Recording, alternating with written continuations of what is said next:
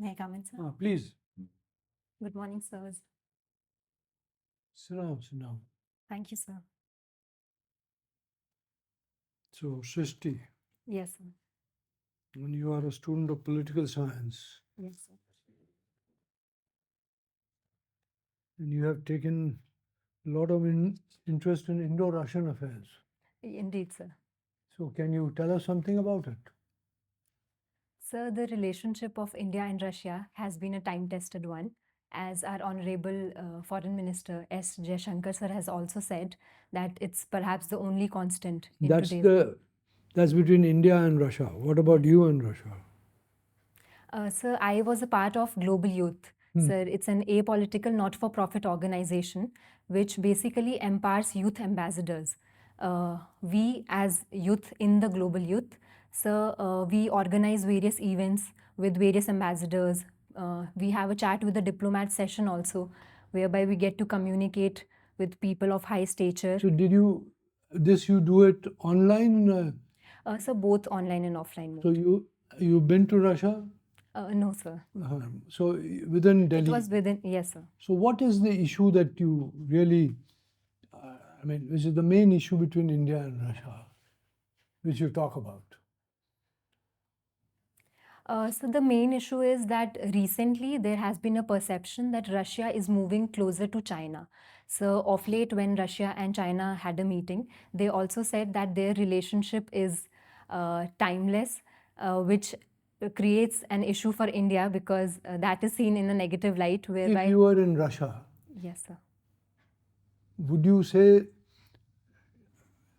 that if you're getting closer to India, China will say, well, why you're getting closer to India?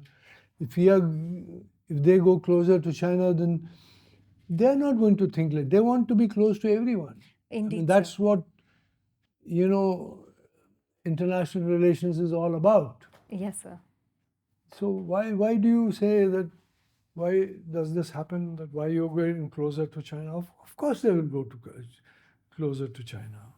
Indeed, sir, as India has been following the transactional approach and we focus on strategic autonomy. So we are trying out interest-based alignments and issue-based alignments. So for that, India is having partnerships with both Russia and China simultaneously, sir. Yeah. Is there any, if you are a part of a group like NATO or something like that, yes, then in certain matters you are very clear. But if you are like India, which is non-aligned, how does it matter whether? Indeed, sir. So is this idea all right, or do you find a problem with this? What I'm saying? So perhaps that's a rhetoric which is prevalent in the international arena, and India, I believe, is balancing it out quite well, sir. Okay. Now, that's of course international relations, but it is, these days, whether it is national or international, but your first choice is the Indian Administrative Service. Yes, sir. Now, you will work at the field level and then you will also work sometimes, usually at higher levels after some time, maybe in the secretariat or in some department. Hopefully, You are sir. aware of this? Yes, sir. So what department would you like to work in after you've done your districts and subdivisions or whatever it is? Sir, I would feel privileged to get the opportunity to work with the Ministry of Women and Child Development and also with the Ministry of Social Justice and Empowerment. So because I also have had a brief experience of working with the Ministry of Social Justice. So, the social justice and social welfare arena would be one where I would really. So what is the difference between social welfare and social justice?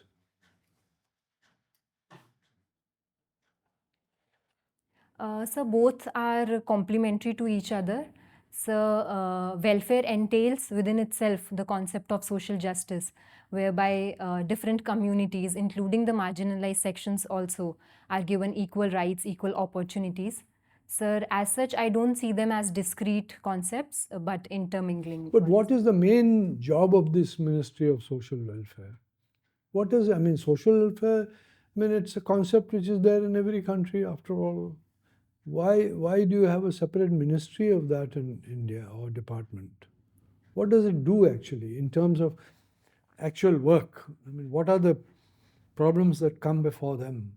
Yes, sir. What are the schemes that they have, if any? What is the money they are spending on? What is it? Yes, sir. So the Ministry of Social Justice and Empowerment basically looks at various vulnerable sections of the society, ranging from the scheduled castes, the transgender population, people involved in the act of beggary, people who are drug addicts, sir, even old age people. So all these are the target audience. So concerning the schemes of the ministry, so some of them are like we have Pradhan Mantri Adarsh Gram Yojana. So PM Daksh scheme is one, Smile scheme is one. So all these aim at improving the livelihood opportunities for transgenders and people who are involved in the act of beggary. So then there is Shrestha schools also, which provide for residential access to scheduled caste people. So, sir, these are some of the. Now, I mean, these are problems which have existed in India for quite some time. Yes, sir. And especially, these ministries were created after independence, and you know that. Now, there are some things for example, in medicine, there are some diseases which were very common at one time, but now you hardly hear of them because of the progress in science. Now, in society, in social justice also, I mean, we have to move forward. Is there anything where we have done a lot of work and practically now we can say, well, look here, we've resolved this issue? As far as social justice, these things which you are mentioning, just before that, what this department is all about. Can you say something about it? So altogether resolution, sir, I believe there won't be any arena. Some or the other issue. In medicine, we've had. Can you Yes. give a few examples in medicine? So, for instance, the vaccines in that arena, we have developed a lot. Any disease which is no more there, which is very common. So polio, we have eradicated that from India, sir. Polio, smallpox. Yes, sir. All these, there are many. Yes, sir, because of the medical advancements. So similarly, in society also, there are some problems which are very much there. Now there are less, or we've resolved them. Can you give can you say something about that? Is there any problem which we have resolved, social problem which has been resolved? So may I take a few seconds? Yeah. Think about it.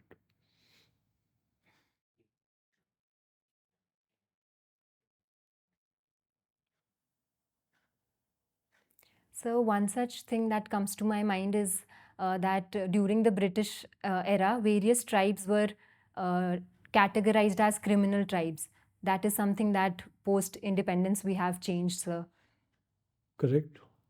So then child marriage is one thing where we have had a lot of progress. Though in bits and pieces it still remains, but sir, I believe to a greater extent, we have been working on that by bringing about behavioral change and nudging people not to indulge in such practices. Good. Okay. So you have progressed. Okay, come. Thank you, sir. So, Srishti, Yes. are you working somewhere? Yes, sir. So I'm working with the Reserve Bank of India, posted to Mumbai. Okay, so what is your designation? So I'm a manager. So you have studied from IP College, Indraprastha College Yes, sir. of Women. Is it a part of Delhi University Students Union? So Students Union, no, sir. We don't take part in the elections. Why is it so? Don't you think that student politics is an integral part of all-round development of the personality? Yes, sir. So regarding the reason for separating the college from the Students Union, so I believe it was to keep the education arena a bit distinct from the electoral politics. However, sir, given my personal opinion, I believe we should actively take part in that because it's the Students Union who become the bridge between the college administration and students. So, sir, that is very much important. Now I'll tell you about Delhi University Students Union elections. Yes, sir. There's a lot of violence that happens. There's a lot of freebies that have been distributed. Yes, sir. Wherein the student candidates, they distribute money, they take the students to the cinema theater, and all sort of things happen. So in Yes. this context, will you still bring IP under the fold of those elections? Yes, sir, I would, because these are the issues that we need to work upon. There are ways to resolve these issues. So, for instance, by having proper set rules and regulations so that violence They are doesn't. already there. The rules and regulations are already There- there. Yes, sir. Are you aware about Lingdo Commission committee recommendations? Sorry, sir, I'm not aware of it. All right. So recently, Delhi High Court observed that the educational institutions should not be converted into platforms to propagate party politics. Yes, sir. What do you think? So that's perhaps because of the negative elements that are creeping in the election politics. But sir, again, I believe that those are the areas where we need to work upon. And just because of the few negatives, we cannot. What is the essence of politics? Sir, in general, or like students' politics? Tell me. Sir, it would be working for the welfare of whatever section you are catering to. Say, for in case of students' politics, it would be becoming a voice for the students, putting their demands forth. So in general, politics is about public welfare. Yes, sir. Indeed. Why don't you join politics then? Why do you want to enter into bureaucracy? Sir, currently, as of now, sir, I see civil services as a platform which gives me a broad spectrum to work for social It also welfare. gives you broad spectrum. Yes, sir. In fact, broader spectrum. Indeed, sir, but both the arenas are quite different. So, considering the personality that I have, I believe so civil services would be more suited to me currently. As regards politics, sir, I haven't given it a thought yet. So, in future might be, I'm not sure. You must have studied many approaches in political theory. Yes, sir. Which is that one approach of political theory which will you use during the administration or while implementing the various policies and programs? Think about it. Yes, sir. Sir, I would use the post-behavioral approach. So, whereby both the traditional and behavioral approaches both would be combined, so You are that not a political scientist. As a bureaucrat, I'm asking. yes, sir, as a bureaucrat only, like using the behavioral approach, sir, I would be focusing on data. Gramsci founded one approach. What is the name of that approach? I'm giving you the hint. He coined one term. So there was, I'm not able to recollect. What is subaltern approach? Yes, sir. So it entails looking at the vulnerable sections and, say, for instance, the common people. Yes, so that is what I was expecting. exactly. So that is what I would work. Who is your favorite political philosopher? So it would be Kautilya, sir. Why everyone is saying Kautilya? Are you tutored in that particular way? No, sir. The influence that Kautilya sir had on us, I believe the way he has brought about realism into. But explain this statement. Thinking man is a depraved animal.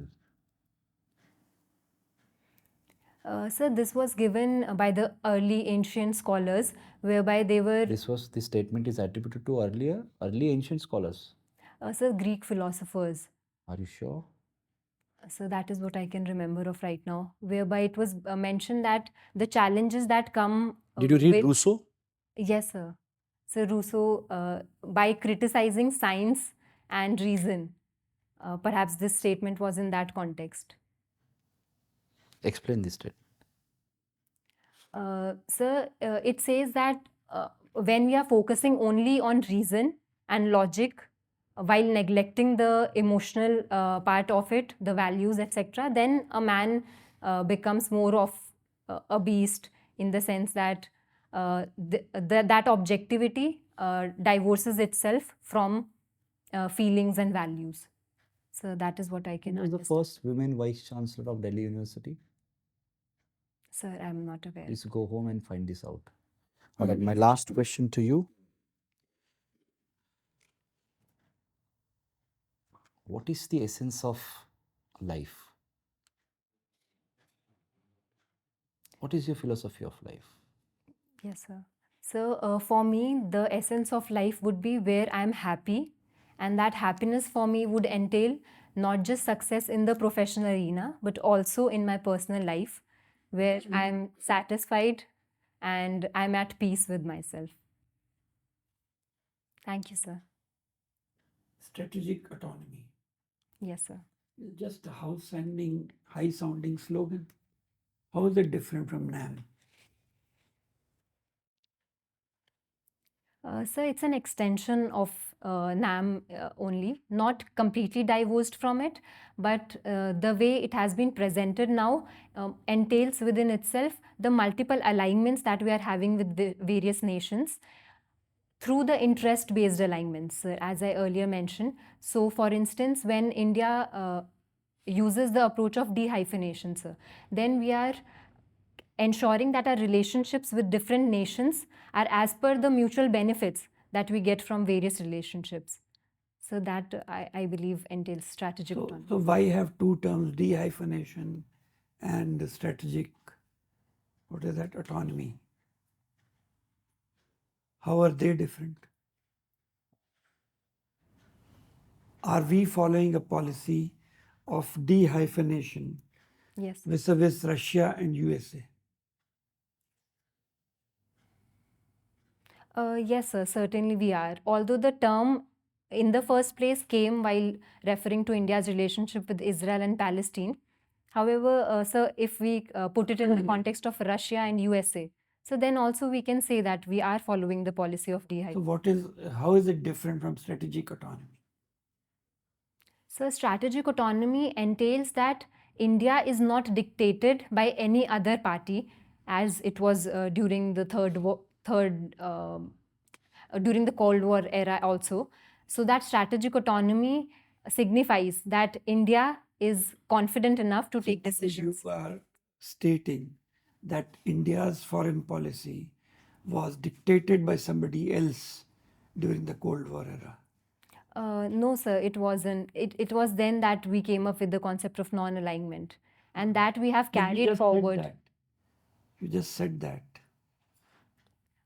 Sir, I meant to say that strategic autonomy means that India is in the right place to take decisions for You itself. think that based on- diplomats have this habit of coining terms and confusing common people like us? Dehyphenation, strategic alignment, and whatnot. Sir, yes, like with time we do come up with new terminologies. However, sir, not to confuse, but I would say to make better understanding of international affairs. Something closer to your interest, Kathak. Yes. How many gharanas? So there are many, but the most prominent ones are sir, the Lucknow, Jaipur, and Banaras Gharana. Lucknow, Jaipur, and Banaras. Anything else? Udaipur? Yes, sir, we have many. Then we have Gwalior Gharana also, but most of them are the sub gharanas of the. How is Kathak different from other forms of dances like, say, Bharatnatyam or Odissi or Manipuri? How is Kathak different? Yes, sir. So there are a number of differences. So the foremost being that Kathak is the only classical dance form of India which is associated with the Hindustani classical music, while the remaining ones are mostly associated with the Carnatic music. So Manipuri. yes, sir, the southern India dance form. Neither Odissi. So in Odissi we do use certain Carnatic. yes, sir, to some extent, but Manipuri and Satriya dance. So those two are a bit different. So second difference would be that in Kathak the emphasis is more on the ease of the dancer. So in that sense the costumes are more comfortable, the jewelry is minimalist, and the dance per se is also more natural. So while in other dance forms there is more focus on the body posturing, however in Kathak it is more naturally flowing, and hence the focus on abhinaya. So the expressive element of dance is also there in Kathak. Improvisation. Yes, sir. So, for instance, Jugalbandi is there in Kathak. That improvisation aspect takes care that the demands of the audience is fulfilled simultaneously by the dancer. Okay. Women's empowerment also, you said you would like to work in that kind of ministry or something. Definitely, sir. What is a women's empowerment to you? So for me, women empowerment would mean, so firstly, that women are the agents of change themselves. Rather than others bringing about women empowerment, it should be women-led empowerment. So secondly, women having opportunities, be it educational, job opportunities or healthcare. And so thirdly would be women having the right to make decisions for themselves. So this Okay. for me would mean. Okay. Have you seen Dil Wale Dulhaniya Le Jayenge? That was the movie. Yes, sir. Have you seen that? Yes, sir. There was a dialogue there. Ja Simran Ja, ji le apni zindagi. Yes, sir. What does it imply to you? So in the movie, it basically shows that women always are given instructions and permission by either their father or brother or husband in the coming future. So that shows lack of agency of decision making on part of women. And so Ja Simran Ja means So that the father is letting her daughter go and marry the choice of her own. letting her daughter go. Yes, sir. So he is releasing her from his patriarchal Yes, sir. system. Yes, this, sir. I do see it. This word releasing that I used, is it a correct? So in the broader context, yes, sir, it is. Because that is the very reason why she had to get the permission of the father. So yes, sir, I do agree to it to a certain extent. So taking permission is important. So generally in the patriarchal society, it is the case. We are a patriarchal society. So I would say we are improving on that front. However, yes, certain challenges still are there, sir. Ram, by asking Sita to undergo Agni Pariksha, in my view, has introduced patriarchy. What is your thoughts on that? Ram is the culprit, if I may use that term, to have introduced patriarchy in the Indian society. So perhaps that could be an interpretation, because the very fact that Sita ji had to go through the Agni Pariksha while Ram ji himself did not. So it can be seen in one way. So I would agree to that fact. You would agree to that? Yes, sir. Okay.